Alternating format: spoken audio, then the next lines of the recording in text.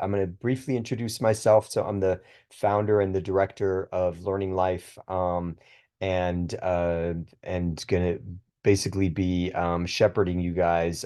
Some of your interns, others are Democracy Festival liaisons, but I'm going to be shepherding you through this crash course in community organizing, which is um, uh, right now it's still kind of I'm in the makings of it. Because I've previously just I while I was still teaching, so I'm a political sociologist by training, and up until 2012, I was an academic, and one of the courses I taught was on community organizing. So one of the things, and I haven't taught that course since I think it was 2010. It was the last time I taught it. So it's been a while, and I was pulling because I was essentially pulling from the lessons that I produced a long time ago for this crash course. And I haven't had much time to do that. But that said, you're going to get a somewhat organized kind of crash course in community organizing in about an hour and a half. And so so that's that. And then for those of you who are DFLs, we're going to be meeting on a weekly basis, and just to make sure that you guys are making progress in your work. And then there is a larger team of folks here. It's pretty much everybody here except Gabriella, who's really focused on our international work. But everybody else is actually doing some work related to our Democracy Festival. And so you guys will be seeing each other every other week at these Democracy Festival planning meetings that involve a larger group of people. So just to be here comes Hogan, but just to be clear, DFLs you'll meet weekly. One week it will be just meeting of DFLs, and then the next week will be a larger group meeting. So you'll have a kind of alternating larger and smaller group meetings. Hogan, do you want to introduce yourself? Yeah, sorry about that. I was having technical difficulties. Okay. Yeah, I'm Hogan. I'm a rising high school senior. I'm trying to learn more about democracy and uh forum connections. Okay.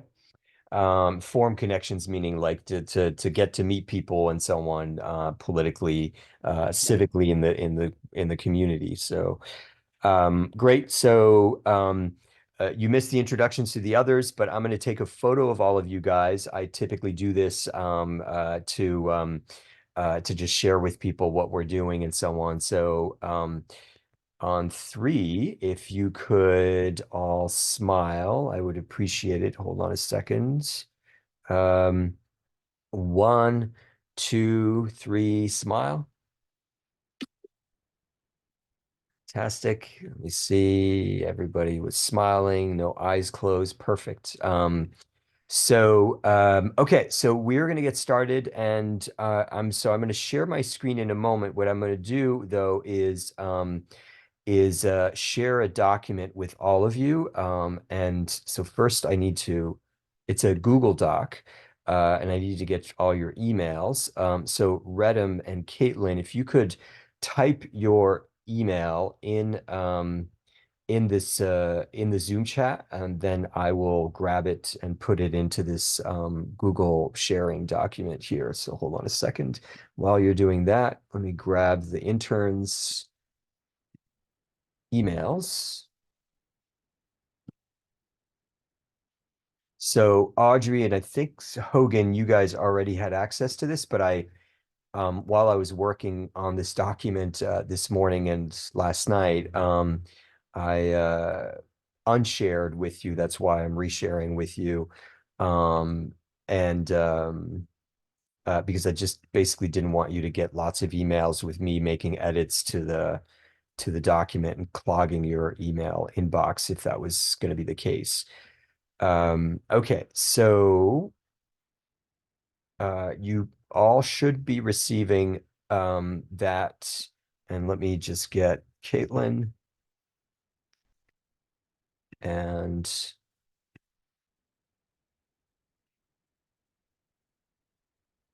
um, I'm also I need to master your name. Redham, can you say your name again? I'm sorry. It's totally fine. My pronunciation is rhythm. Ryth Oh, it's almost like rhythm. Yes, yeah, pretty much. Oh, is it fair to say rhythm or is it rhythm? Rhythm. I mean, it's more like emphasis on the TH, I guess. If that makes sense. Yeah, like rhythm. Yeah, Rhythm. Okay, yeah. rhythm. Okay, so rhythm. I will try to remember that. So I'm getting this right here. Hold on a second.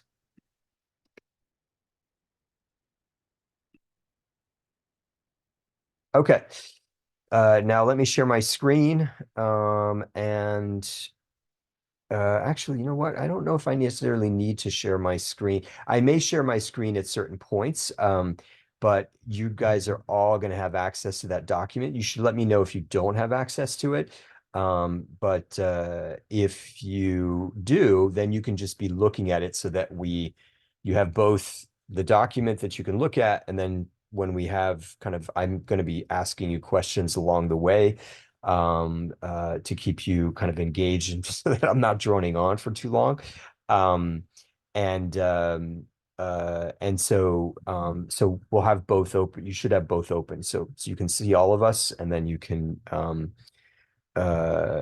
see the document. Okay, so let's get started. And I thought it was appropriate to get started with a couple of quotes, which are intended to give you a sense that your actions matter, and as individuals. And so the first is, when it comes to the future, there are three kinds of people: those who let it happen, those who make it happen, and those who wonder what happened.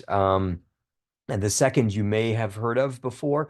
It's quite well known. It's never doubt that a small group of thoughtful, committed citizens can change the world.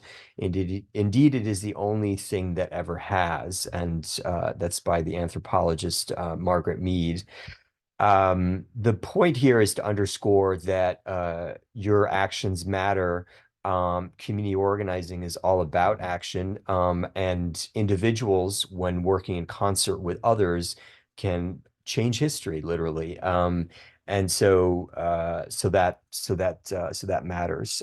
Madison, you indicated you're not seeing the document, and let's see here. Let me try again. Madison, oh, you know why? Because you're not in our, can you write your email in the Zoom chat, and then I'll add you.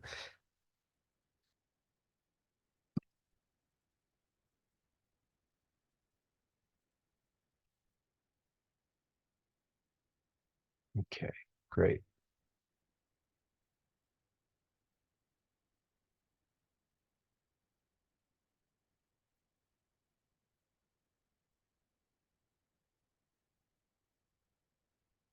Okay. It is on its way, so you should hopefully have access to it now. Um, so I want to kind of present to you a, a a challenge, and a kind of paradox to some extent, and that is about political action, um, and and so I'm assuming, as some I'm, have any of you taken? I'm trying to get a sense, first of all, of who among you have taken kind of a course either on community organizing or on political participation. Any among you? Caitlin and Audrey, kind of. What's the course? What's the course that you guys took?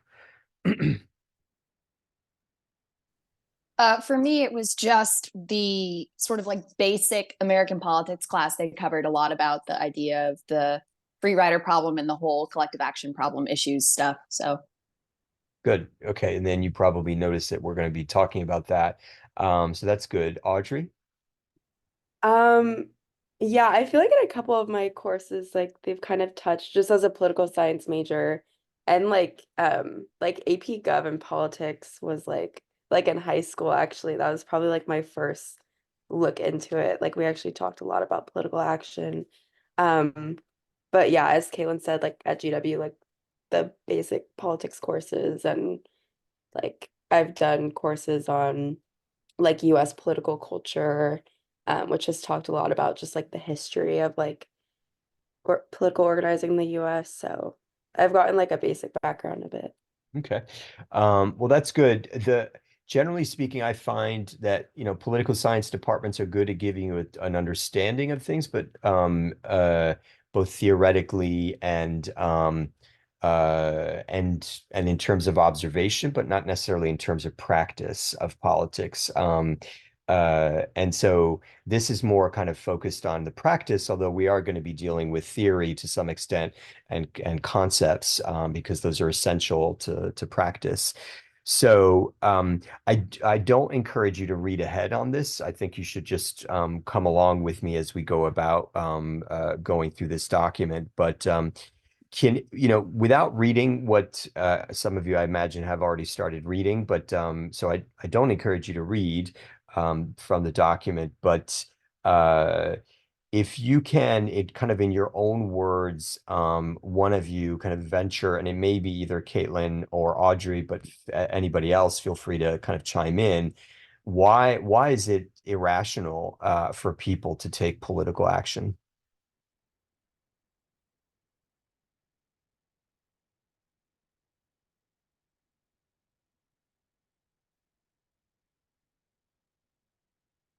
I would be happy to venture a little bit, but a lot of the reason that doing things like joining an interest group or voting, there's a kind of underlying cost to doing those things. Like there's a cost to your time. You have to drive to your polling location. You have to set aside time, take off work. And the relative returns are kind of small compared to the amount of work it takes to go do that thing, particularly with voting where the result is so far removed. And if it's in terms of like joining an interest group, like a group that supports clean water, you don't really need to join the interest group because you're going to benefit from the interest group's work either way. That's just from my Yep. memory. Yep. And that's Caitlin, very good kind of summary of essentially the key points. So key thing here is to understand is that there are costs to doing things, and some of you may have heard the term opportunity costs. Can somebody define, other than Caitlin? I saw Madison nod her head. Can somebody explain what an opportunity cost is? It's a term in economics, but it's useful to think about.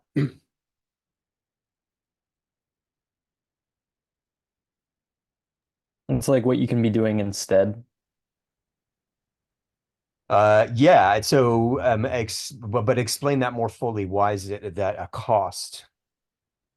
It's like not an actual cost in like money, but it's something that you could be otherwise doing with your time. So you have to take that into account when you're doing a cost benefit analysis.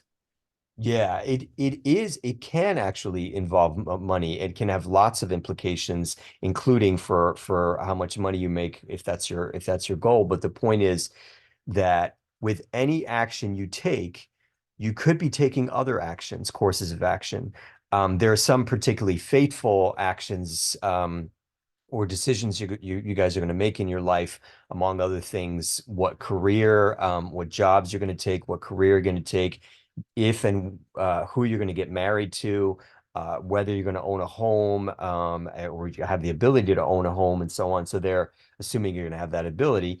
So all those things are fraught, and they have a certain path. Another economic term is path dependency. The point is that once you make the decision, in some cases it will lock you into a particular path, and it's hard to get off that path. So I'm giving you more than you need to know about this stuff, but the central point, going back to what Caitlin said, is when you think of taking an action, there are costs associated with that. And one of the costs is that you're not able to pursue, because you have limited time. You're taking one course of action, you're not taking others. and there are costs to not taking those other courses of action. And so with political organizing or community organizing, one thing to keep in mind, generally speaking, is as Caitlin nicely summarized, is that a lot of political action requires a fair amount of effort and has very little, if any, return. And that extends to the precious thing called voting, which, in American political culture, voting, at least among people who are very engaged, is sacrosanct. It's really important to vote. Voting matters, and that's repeated over and over. But the reality is, mathematically, in the vast majority of elections, your vote does not matter. One vote does not matter. But collectivities of people voting matters. And so we're going to get into this, but the numbers really, really do matter. And that's kind of an essential lesson in community organizing is, as an individual, you don't have all that much power. But as collectivities, we have more power. And your ability as an individual and as a group to organize larger numbers of people is a source of power. When you don't have money or you don't have fame, if you can organize people, you have power. But you have to keep this in mind, that there's a certain irrationality to voting and to political action more generally, which is that it generally costs a lot in terms of your time, your energy, aggravation. It may be, think about the voting process. And so this is where these examples here on this page, 1 through 5, get you through. And these are probably not all the costs of voting, but these are just the ones that I could think of. There are just a whole lot of costs of voting. And your mathematical impact on an election is minuscule to non-existent. Your vote simply doesn't matter. Now, we then proceed to that is a certain paradox, which is why so many people bother to vote, given the irrationality. First of all, most of the time, most people are not informed about the irrationality of voting, so they're voting for a set of other reasons. And that is typically they're social factors. So they include institutional factors like how easy it is to vote, whether we have same-day voter registration, whether we have mail-in ballots, whether there are long lines, and long lines have to do with institutions. If you have more polling places and more support for those polling places and well-trained people at those polling places, then you have shorter lines, and then it's less cost. So those institutional factors, right? The combination of government investments and kind of in physical and social infrastructure matters tremendously. Secondly, party and group, political party and interest group mobilization matters tremendously. We're going to get into some of that, but in essence, you should just know that groups of people mobilizing voters for action matters a lot. The stakes of elections, so the discourse around elections in media and in interpersonal conversation matters a lot. Excuse me. And so if people feel that there is a high stake in the election, like for instance, in this election, that democracy is on the line, or that, as Donald Trump puts it, if he doesn't get elected conveniently, there will be no country, or, we won't have a future. If you put things in dramatic terms and people feel like the election is close and the stakes are high, people are more likely to vote.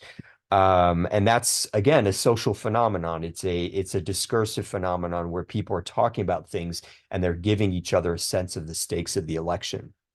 And then there's, of course, and this is related, peer influence. It's the conversations that are happening between people, particularly among friends and family, and that's increasingly influenced by social media and conversations online.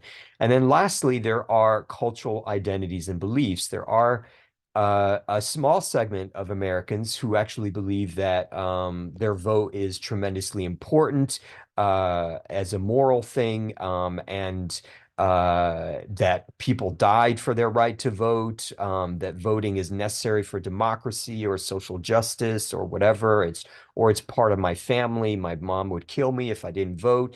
All those things are social factors that explain why a lot of people, despite the fact that it's irrational to vote and it's irrational to take political action, people take political action. Except the problem is it tends to be a relatively small proportion of folks.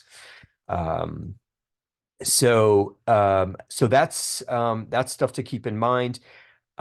Before we get to kind of terminology, this next part, I want to ask you guys if you had to, so if you haven't read ahead, so this is not a PowerPoint presentation, and I in retrospect should turn this, that's, as I said, this was kind of hastily constructed, but in retrospect, I will be kind of putting this in a PowerPoint presentation, so I'm not like revealing everything so you can read ahead. But if you haven't read, if you had to define what community organizing is, what do you think it is?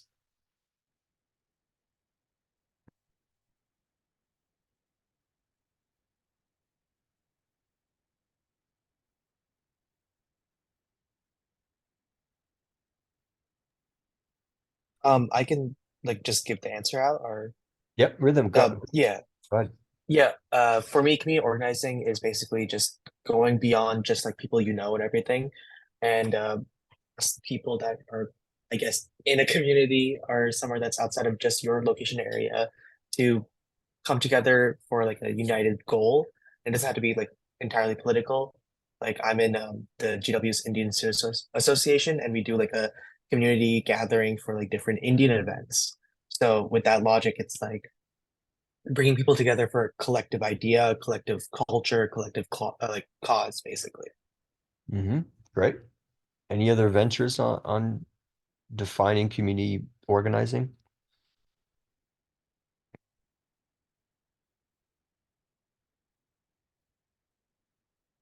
Anything you would add to what Rhythm just said?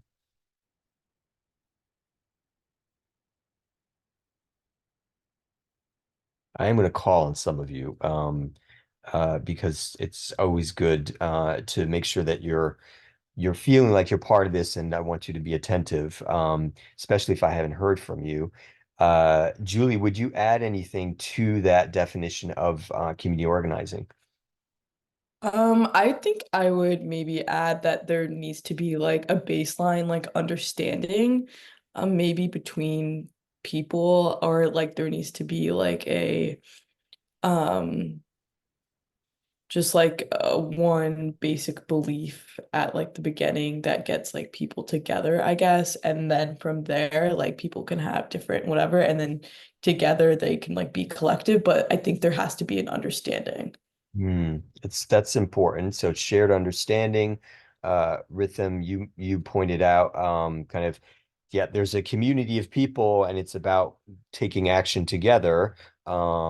Anything else? Any other elements to this community organizing?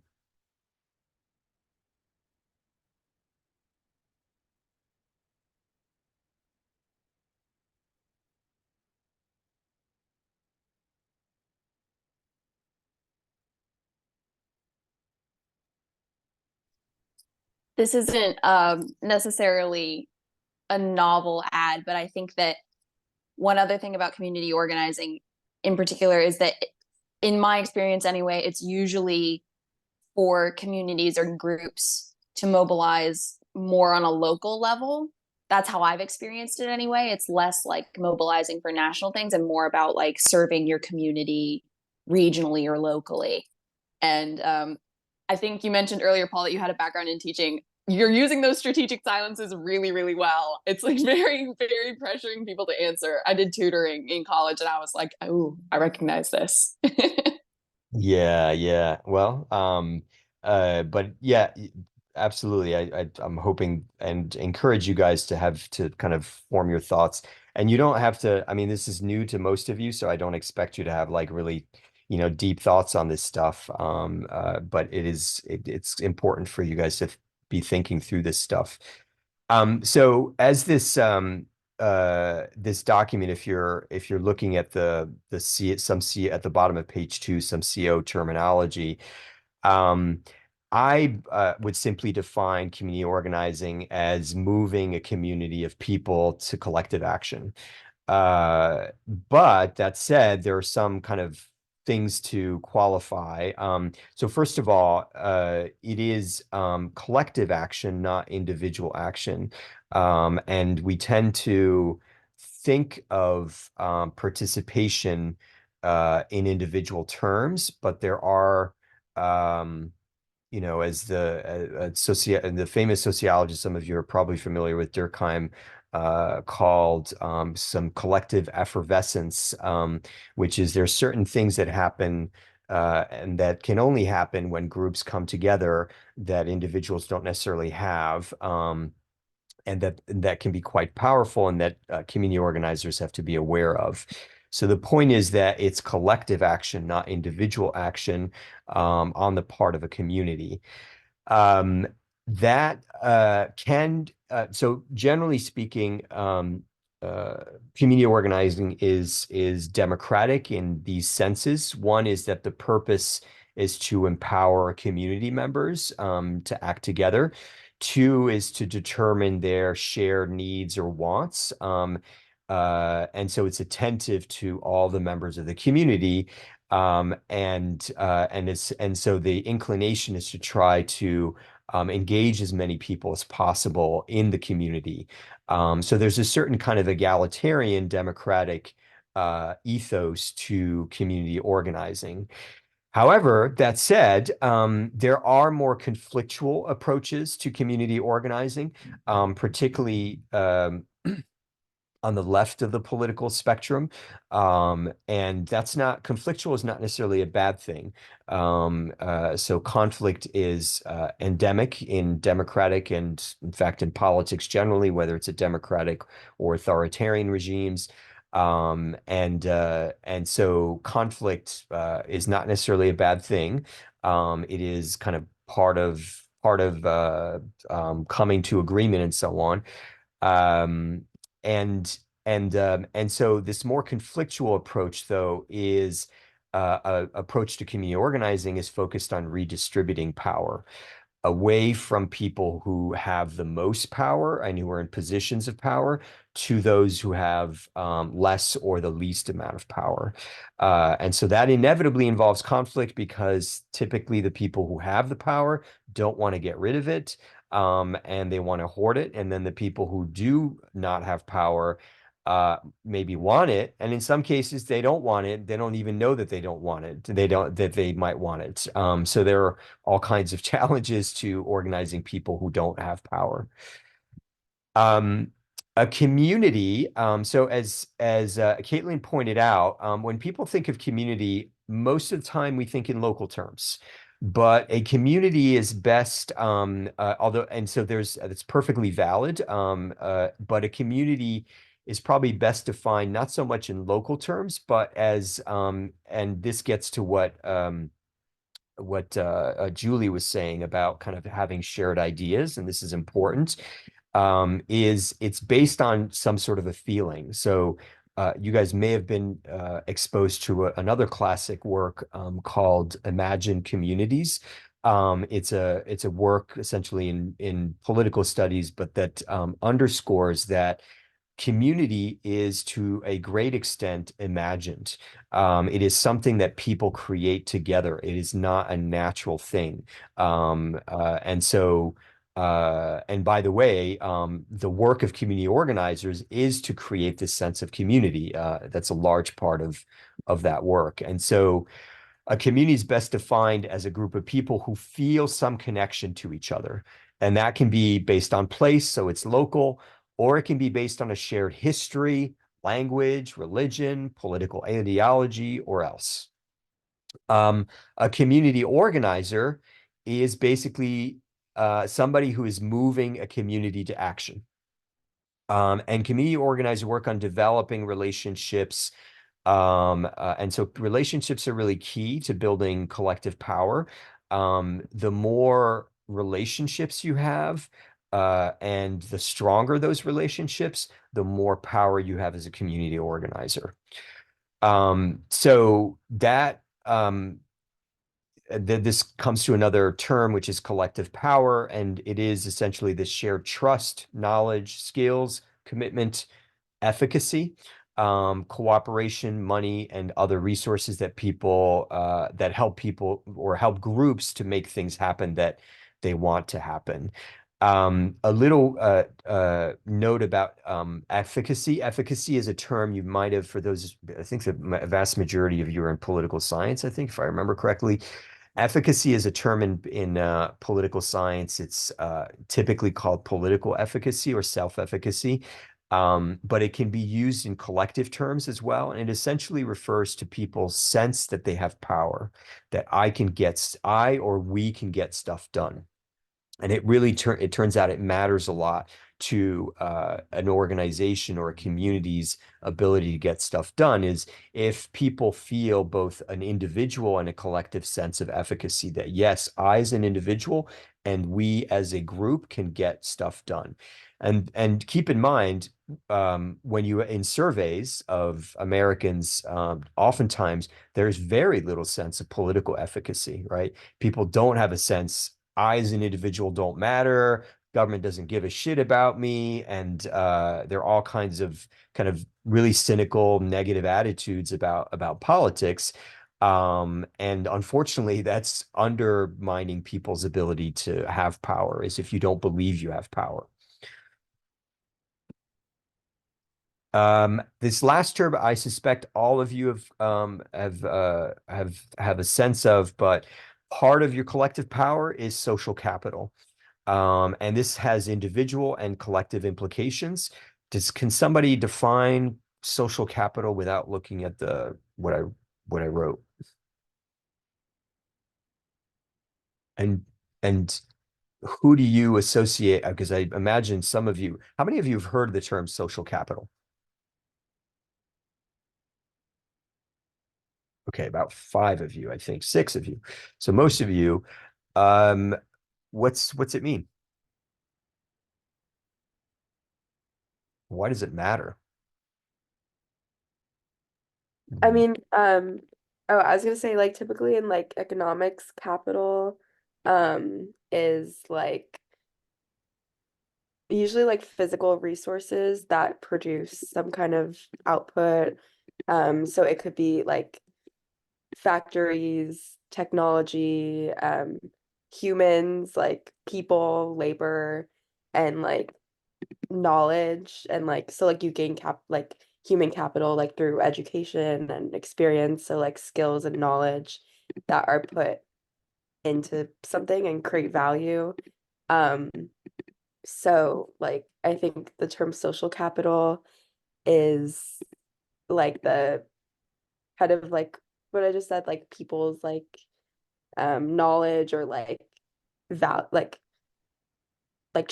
shared values, um so that people can work together to achieve a common purpose. So you're getting at it, right? So shared values to some extent is part of it. But I like the fact that, Audrey, that you started with capital, the more simple term, because this does come from economics, and capital is basically the resources that you use to invest in making wealth and producing things, right? Producing profits, making stuff, and overall making wealth. And so it's resources for investment. So in social capital, though, and Audrey, you rightly mentioned the kinds of things that we tend to think of with capital is oftentimes physical stuff, like it's a factory or it's money, it's people. Those are all forms of capital that are used to invest, to make money, to make profits, wealth, etc. But turning this to kind of social life, and political life, like, so what's social capital? Somebody want to, Valerie, I think you raised your hand and had some sense of what social capital is. Yeah, so this may not be right, but from like my understanding of social capital is like when you like do certain things or like have certain characteristics that like give you, I don't know how to put it in like these terms, but like bonus points in like society, um that will like make you, I don't know, like more socially accept, not like more socially acceptable, but for example, like having a large network of people that gives you social capital because you know like wide range of people and you will be able to like, I don't know if you ever need like a specific like sector of people because you're starting a business or something like that. You have people like you can reach out to and that you can have like possible clients.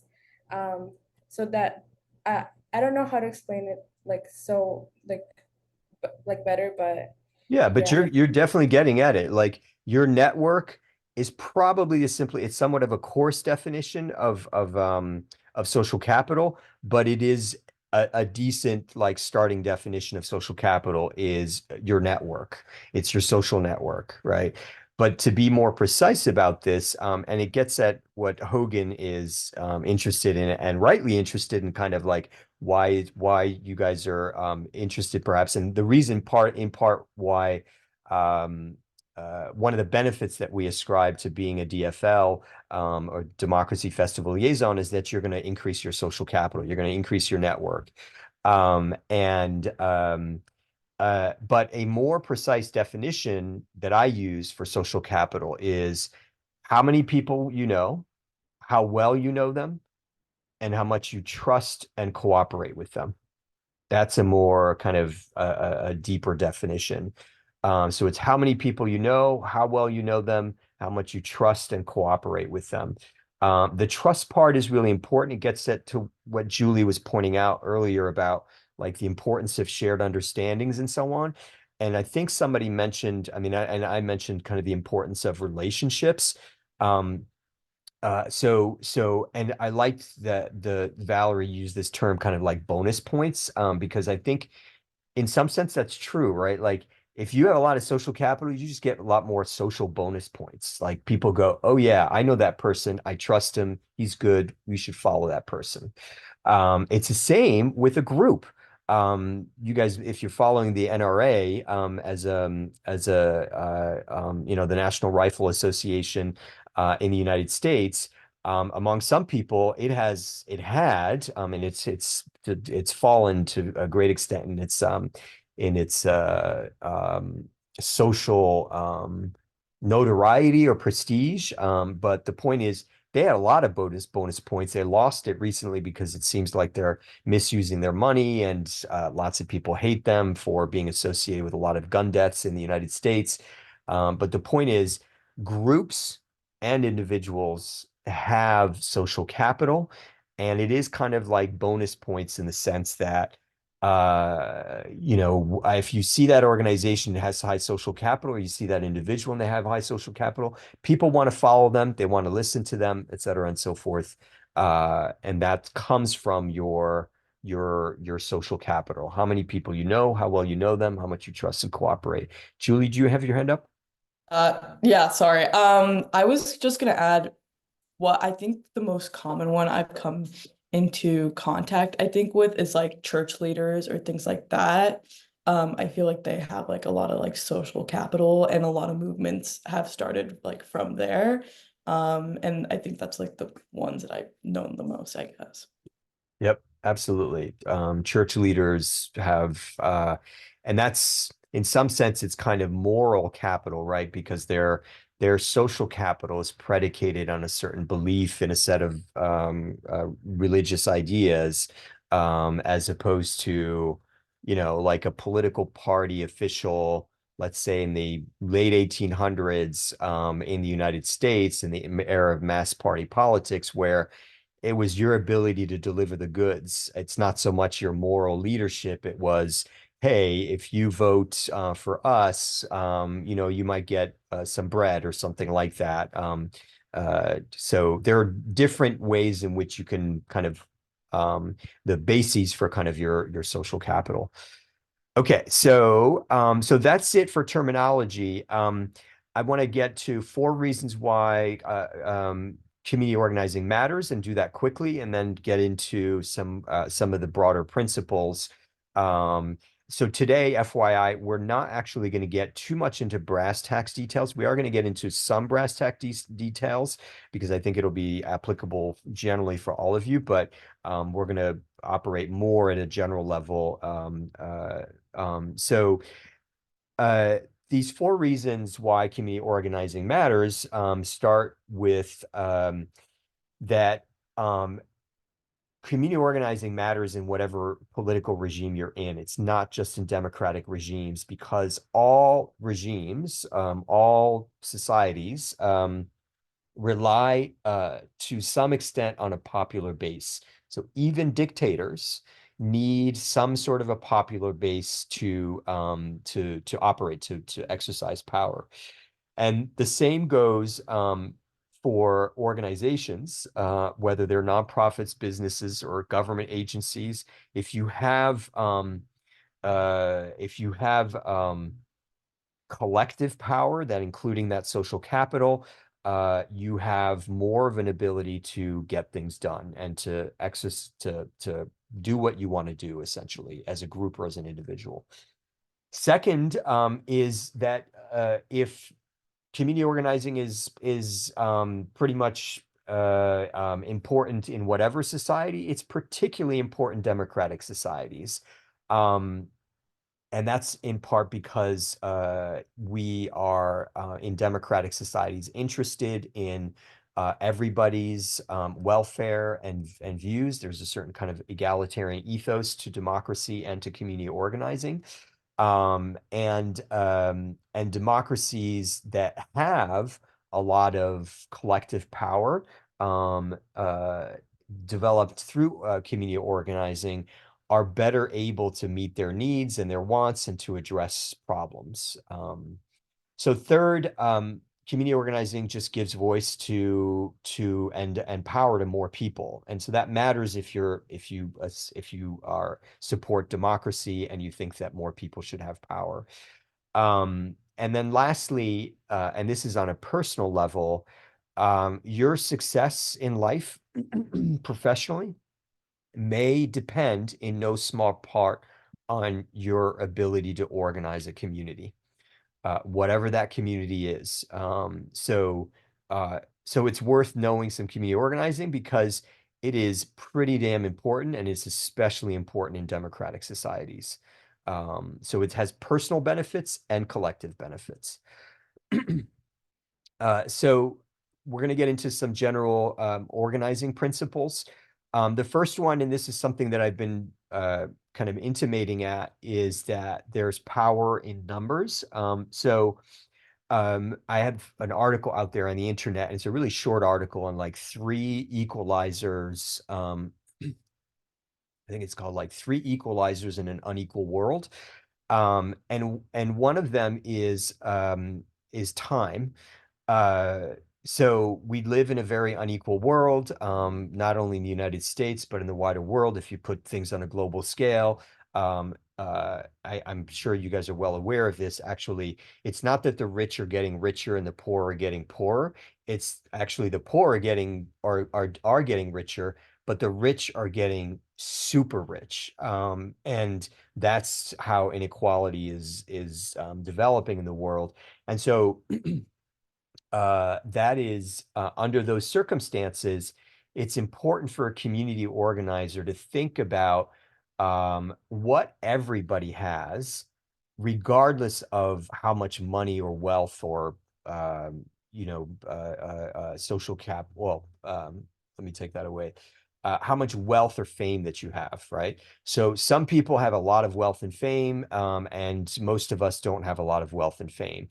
So everybody, though, has time, and everybody has 24 hours in the day, and everybody is going to live a certain amount of time. And so, and of course, if you're wealthier, you're going to live longer. But the point is, your time and what you do with your time and your 24 hours in the day matters.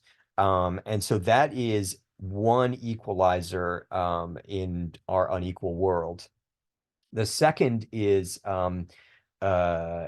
that your ability to organize people, to move people, to get numbers of people is a source of power. And so it's related to the first, right? If you use your time to develop your relationships, develop your power, both as an individual and as a collectivity, you're gonna get more power.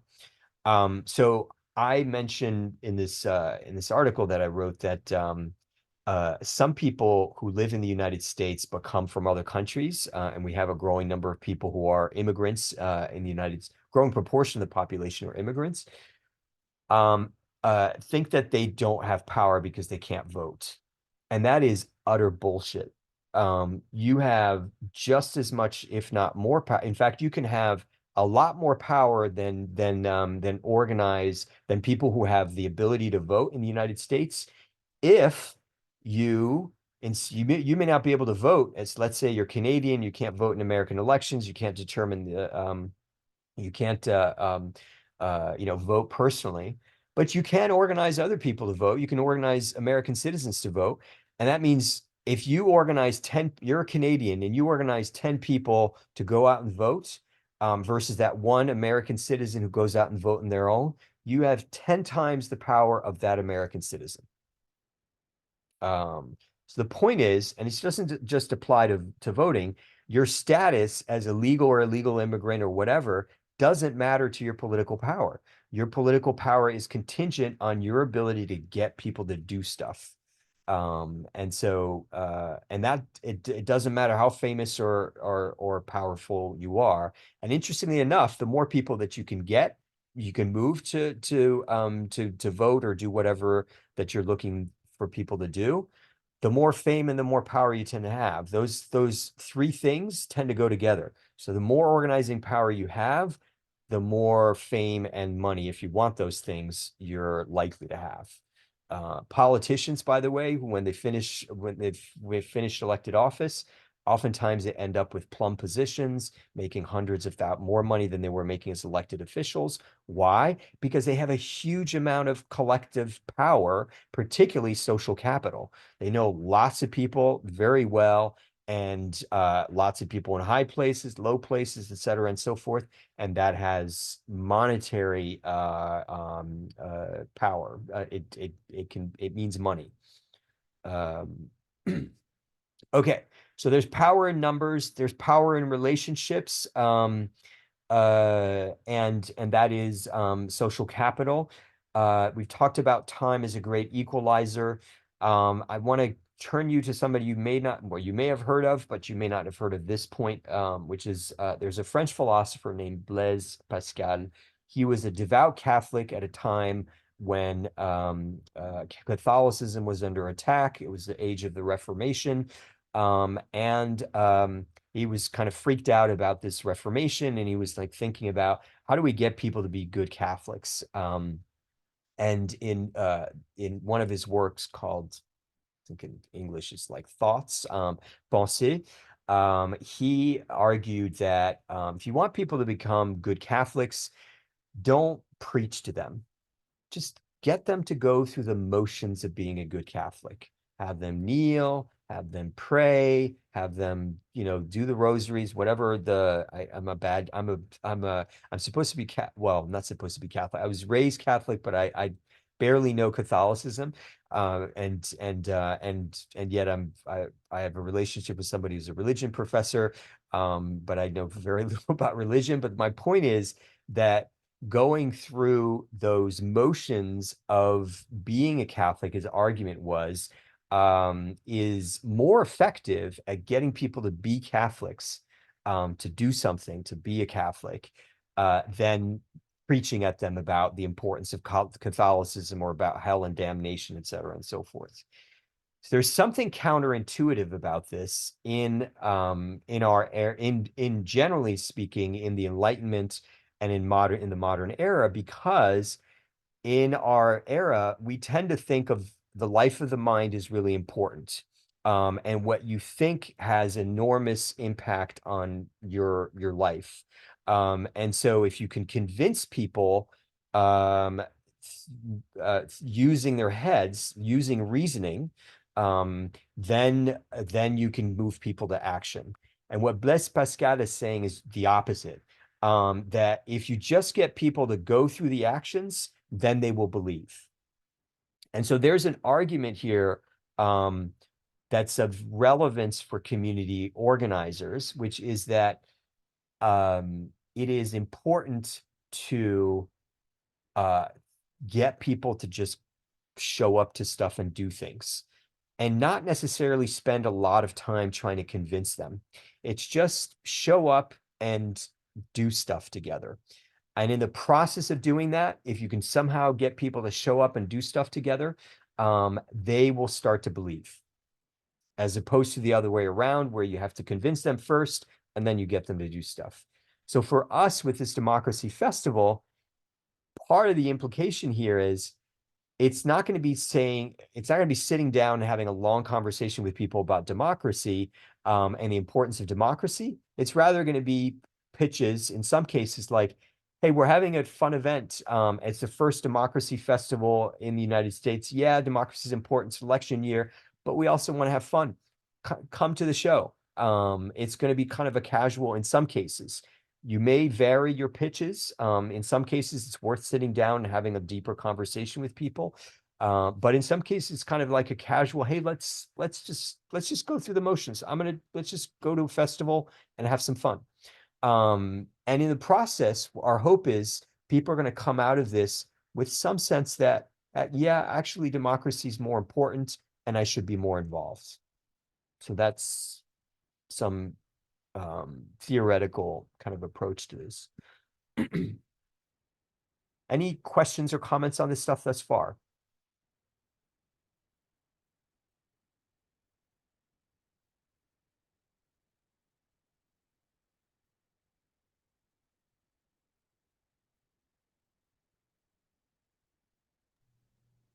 I have a question. I'm still a little bit confused on like how like getting people to go through the actions will get them to believe like a certain cause. Like how is that more effective? Um, Maybe I just wasn't able to understand, but uh, it's just a little bit confusing. And so could you explain like a little bit more about how that works? Yep. Can anybody, so I'm glad you're asking this because it is somewhat counterintuitive, because we usually think you have to convince people, then you get people to go through the actions. But can somebody, if you have some sense of what the heck I'm talking about, Madison, or an example is even better. Well, I think sometimes if people view it as less of a commitment to change a small action than to change their whole belief system. Like, not that believing that democracy is important is a change, might seem like a huge change to a lot of us who do believe that it's important, but to someone who currently doesn't care, it's easier for them to just show up to a fun event than it is to start believing that democracy is important and to feel like they have to make a huge commitment to something. But then by the time that they get to the event and they've already gone through that small step, they're sort of one step closer. So then it becomes just a little bit easier to have that change in belief system, to start believing that democracy is important. And also, obviously, like the exposure they'll get to the various presentations and events that are going on at the festival will also contribute to that. But it's sort of just like a small step rather than starting with the big issue. Yeah, that's great, Madison. I think that was a really good answer. And I'll reiterate one point and then introduce you to another point if you haven't heard of it before, or concept. So I want to go back to this concept of collective effervescence. Part of that term that this famous sociologist Emile Durkheim used was that there's something magical about social life under the right circumstance. Social life can be magical or it can be terrible. Think social life is everything from the Holocaust and concentration camps to parties where everybody's having fun. But the point is that collective effervescence is this sense that when people come together as a group, and you can feel this at concerts, just to give you an example of what collective effervescence is, people feel this sense of being lost in something bigger. And so that is something that can happen, as Madison pointed out, like a lot of people don't really give a shit about politics or democracy. And so if you start talking to them about, oh, it's important, democracy is great, and we're going to die if we don't get this person elected or that person elected, or the country's going to go to bust if that happens, and so on. A lot of people's eyes will just glaze over because, these apocalyptic messages don't necessarily work. Some cases they do work, but the problem is so many people are using apocalyptic messages about, like, oh my God, the world is coming to an end, that it just like loses its appeal or its effect. And there's something about this kind of what Madison pointed out, like if you don't really give a shit about politics, just, hey, let's just, I'm gonna go to this festival. We're gonna have some fun. You want to come with me? Very different. Much more casual. And then when people get there and they go through the bodily motions, not of becoming a good Catholic, but the bodily motions of, hey, we're going to play a game, or I'm going to participate in this really interesting conversation about democracy, or I'm going to play a game around democracy, and hey, I had really a lot of fun working on it with others. Then it's that collective effervescence that comes with having participated in something with other people changes your mind. So I hope that helps to clarify it. And this is part of, our general approach to how do we widen participation in democracy in the United States. It's by being more creative and creating easy on-ramps to democracy. And so a democracy festival for people who are just not that interested in democracy, it's a good way to do it. We hope it's going to be a good way to do things, because we're asking people foremost to just come together and have some fun. Caitlin, did you want to add something to this? No, sorry. I just thought what you said about using the democratic decline as a campaign strategy is kind of a little too existential for most voters. I just thought that was very insightful. Yeah, and I'm sure I'm not the first person to mention that, but it's tired. Unfortunately, in some sectors, it's a tired a tactic. Hogan.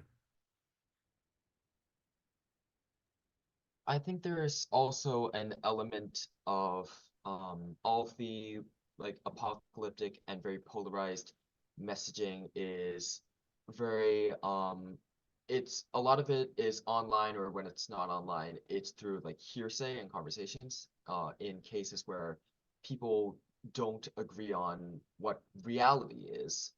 And it can be very confusing and very disillusioning and desensitizing. So to have like a physical event where people like talk about democracy, and it, it provides like an example of like a real event where democracy appears to be real, and I think that'll stick in people's minds more than any like um, just words could do, because just words have been very tired, and we're seeing like a decline in like, in-person events, I think. Mm-hmm. Interesting. Yeah, and that's really important. It's true that more and more of our lives are spent online, and there's a paradox that people who spend large amounts, well, it's not all people, but the point is that there's a pattern for some people that who spend a lot of time online feel more lonely. And so you can be very connected and yet socially disconnected. And so in-person interaction can have this really powerful impact on people's viewpoints and their subsequent action. And so, yeah, very, very important that we want to get people together in person for democracy. Of course, There's a lot to do online to make that happen, but the point is the Democracy Festival will be an in-person event. That other concept that I wanted to introduce you aside from collective effervescence is this foot in the door approach, which Madison kind of intimated at. That's more of a psychological term, but the foot in the door approach is to when you're trying to get people to do something and that something is harder to do, you can start by asking people to do something small that's easier to do. So for instance, in this foot and door approach and kind of related to this, get people to go through the motions rather than trying to convince them. It might be, for instance, hey, in fact, I did this when I ran for public office in 2002, and one of the ways in which we got, as a total unknown in a district in Cambridge and Somerville, Massachusetts, I was running for state public office as a Green Party candidate against a Democrat. We had yard signs, and we went door to door, and one of the questions I asked at the door was, hey, if they were willing and they were interested, and I got the sense is, hey, would you be willing to post our yard sign here? And I might have a yard sign in hand. They could see exactly what it was.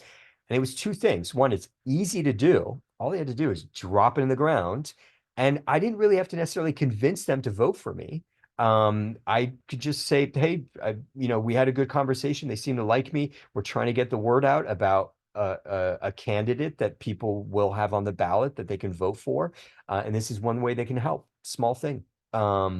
So these small little acts can lead to bigger acts.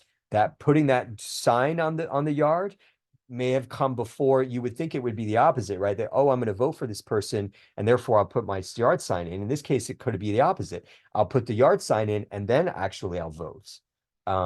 So all that to say, this foot in the door approach means try small things that are easy for people to accomplish, and that will increase their willingness to do harder things afterwards. Okay, so we've got 15 minutes left, and I want to respect your time. Two approaches to community organizing. We're at the bottom of page 4 and making change. One is large and one is small. The large one is you build a coalition, essentially, and you mobilize lots of individuals and groups. And the advantage of that is you build a broad base of support. The disadvantage is it takes more time, and it's hard to keep people together. A lot of organizing is like herding cats because people are distracted easily by things. There are lots of things going on in their lives. And so community organizing is a constant hard work because people just get easily distracted, especially in our very highly distracted world where lots of people are trying to get our attention. The small approach is you recruit a small group of committed activists. The big advantage here is it's a lot easier to organize a smaller group than a larger group. And those people, more often than not, but precisely because there are certain, shall we say, there are certain social power to having a small group, that it's easier to organize that group and to keep them committed than it is to organize a larger group. The disadvantage of kind of small group organizing is they're not necessarily going to be as representative or legitimate as a larger group, a larger diverse group. And so this gets to this work that I think Caitlin was referencing earlier that you probably read at least parts of, which is Mansur Olson's classic work called The Logic of Collective Action.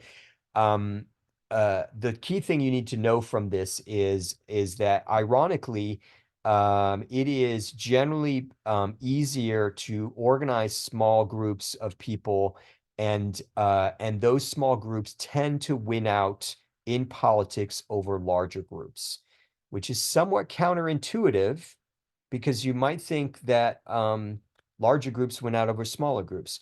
Without reading this stuff, give me a guess as to why the hell smaller groups of people would win out over larger groups, especially in a democracy when you would think bigger groups win out. Hogan?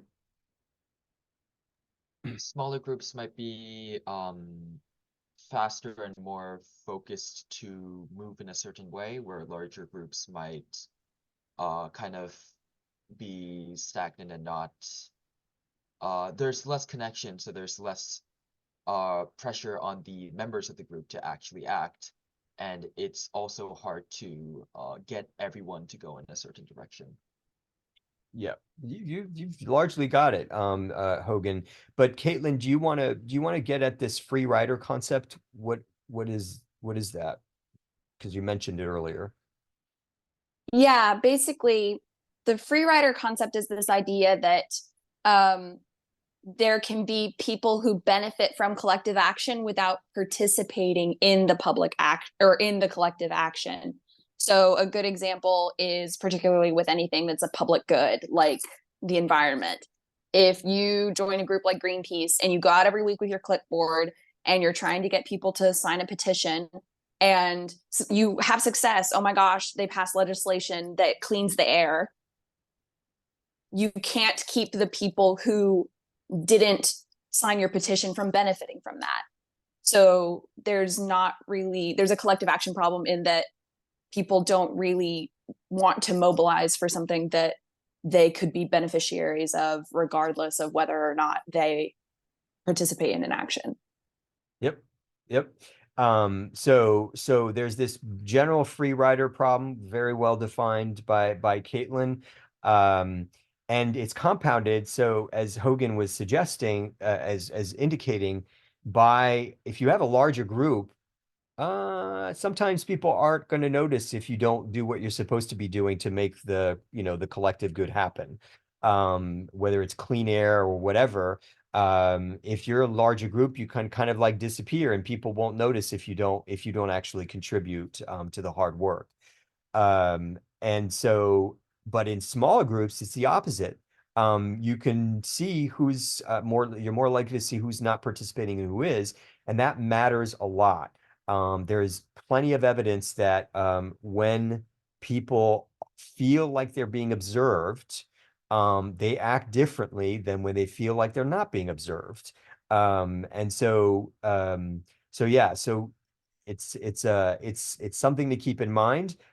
Is generally speaking, small groups have tend to be more successful in politics than larger groups. And it's in part because of this free rider problem, but it's also in part because of this visibility problem. So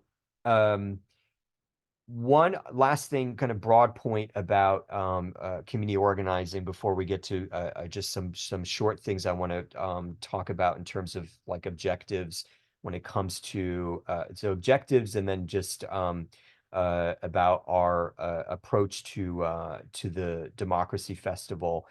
And that is that you should be thinking about, whenever you're doing community organizing, what's more efficient? How can I save time?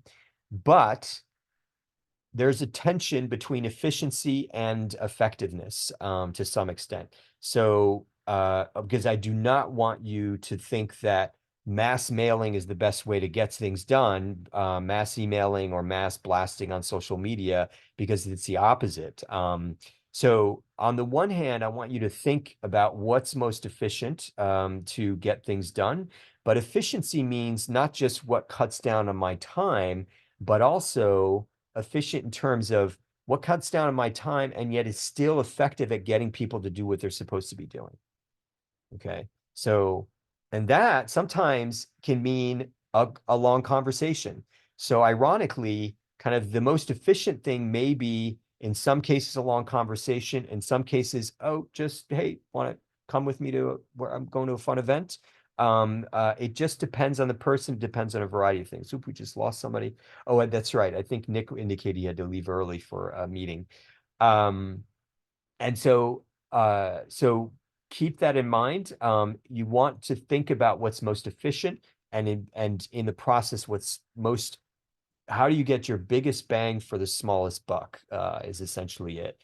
So some examples are, and I found this personally, is if you're scheduling a meeting, rather than doing back and forth, oh, what time is good for you? Oh, I can do this time. Oh, I can't do that time. Let's, how about this time, et cetera, and so forth.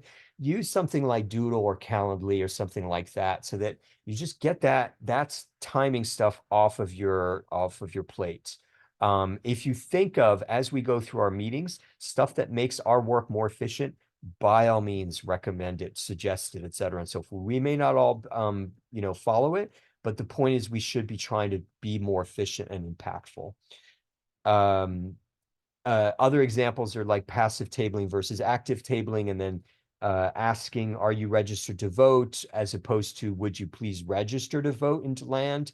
Excuse me, sorry, this stuff. Deland, by the way, is where I used to teach. So I was copying and pasting stuff from old notes.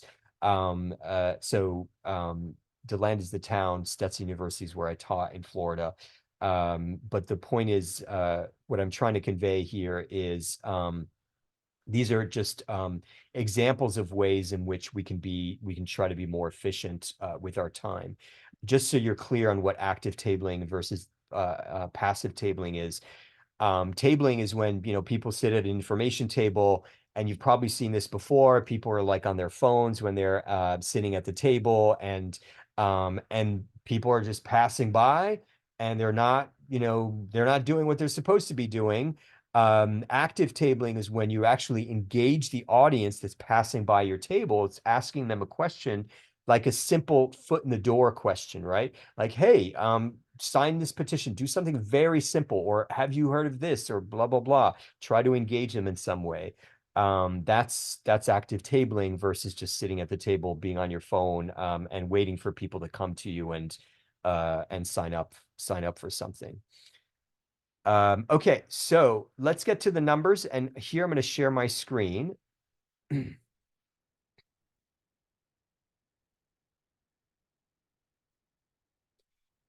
So very concretely, we're now kind of like proceeding from broader to more specific stuff here.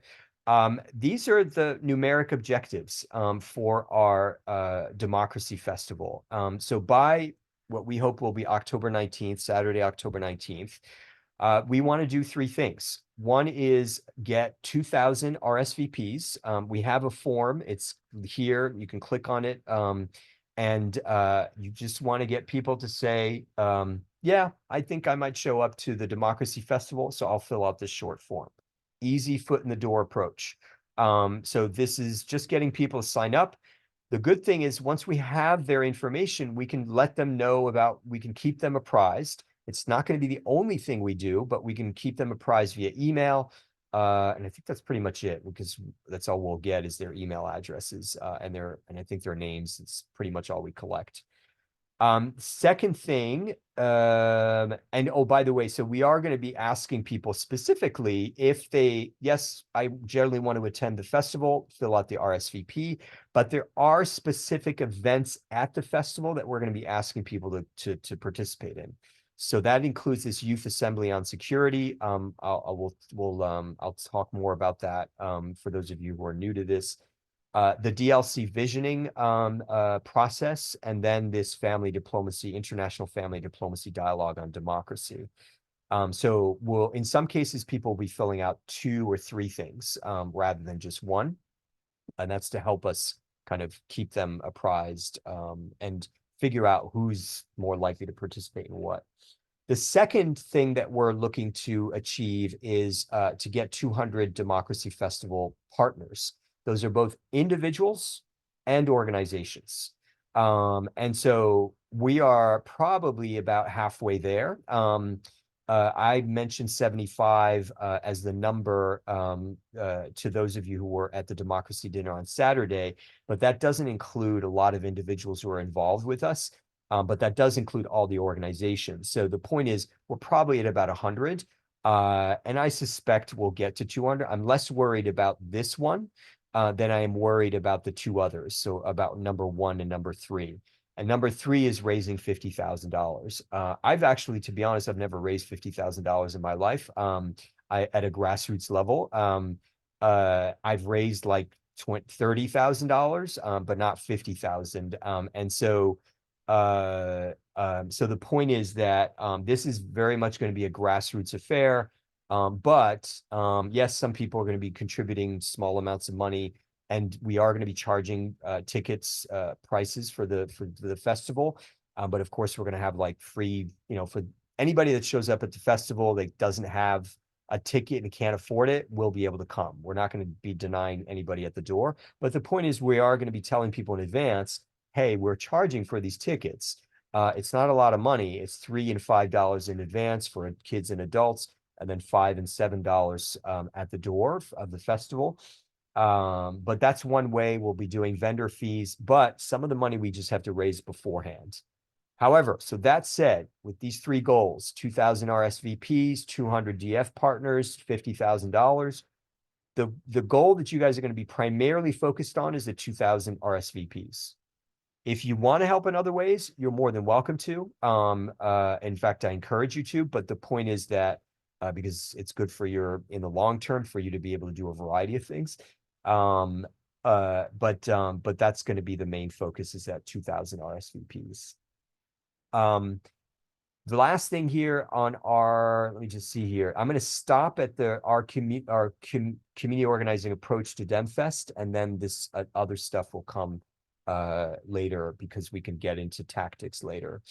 We are going to take a get out the vote approach to this festival. What that essentially means is that we are going to be identifying, ranking, and moving these 2,000, hopefully 2,000 people to show up to the Democracy Festival. If you've ever been part of a political campaign, I'm guessing that campaign did those things. They identified their voters, they ranked them. Usually it's like 1 through 5. 1 being, I'm definitely voting for this candidate. 2 is I'm leaning towards the candidate. 3 is I'm on the fence. 4 is I'm leaning towards your opponent, and 5 is I'm definitely not voting for your candidate. I'm voting for the opposition.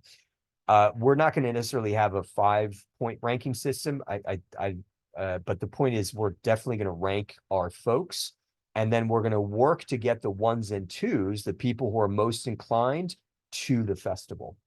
So that'll be part of the mobilization process. So it's a voter ID, voter persuasion, voter mobilization. The persuasion part is going to vary, as I mentioned. Sometimes it's going to be this easy foot in the door approach. Sometimes it's going to be a sit-down conversation. It really depends on the person. All right. I am going to stop there, see if there are any final questions before we finish.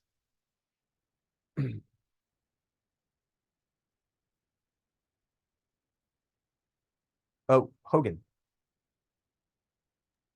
Yeah, sorry. I sent my email in the chat. I think I need access again because it looks like I'll lose it if I reload the document. Absolutely. And I'm sorry. I will give you access right now. Any other questions? You'll have to speak up while I'm giving him access, because I can't see you right now.